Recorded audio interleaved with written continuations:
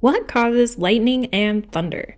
During storms, lightning is caused by a lot of charge buildup in the clouds. This is due to the positive and negative charges separating. Think of it like a battery. As the charge fills up, the lightning moves extremely fast to let out a bright light.